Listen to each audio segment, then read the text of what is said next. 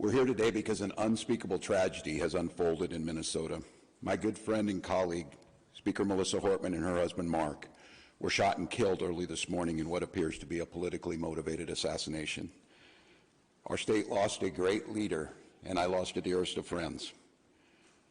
Speaker Hortman was someone who served the people of Minnesota with grace, compassion, humor, and a sense of service. She was a formidable public servant, a fixture and a giant in Minnesota.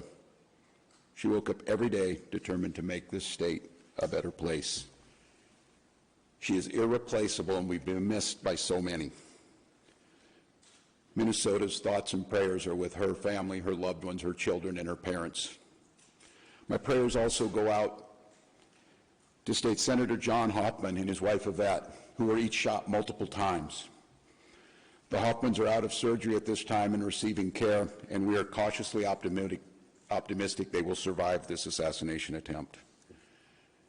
This was an act of targeted political violence. Peaceful discourse is the foundation of our democracy. We don't settle our differences with violence or at gunpoint. In the state of Minnesota, and as recently as last week, in the most closely divided state legislature in the country, we sat down, we worked things out, we debated, we shook hands and compromised, and we served the state of Minnesota together.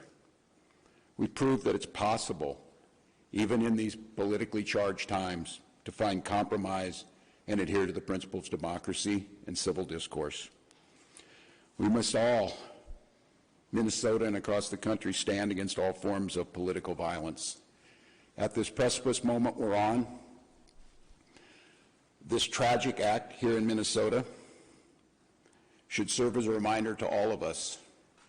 The democracy and the debates in the halls of Congress, in state houses, in school boards, is a way to settle our differences peacefully and move society to a better place.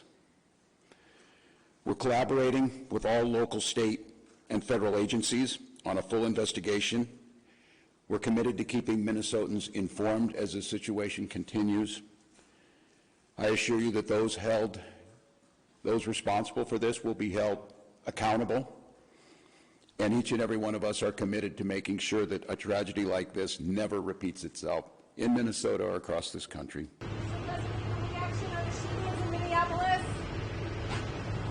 Absolutely terrible. Absolutely terrible. And they're looking for that particular man right now. Thank you. Let me just take a moment to acknowledge the tragic deaths of Minnesota State Representative Melissa Hortman and her husband Mark, Minnesota State Senator John Hoffman and his wife were also attacked and have undergone surgery.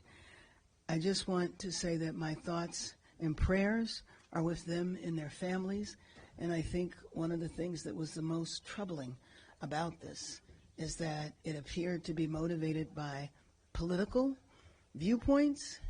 Political violence just has no place in our country. We have seen the rise of threats, attempts, and attacks, and it is horrifying, and it absolutely, positively must stop.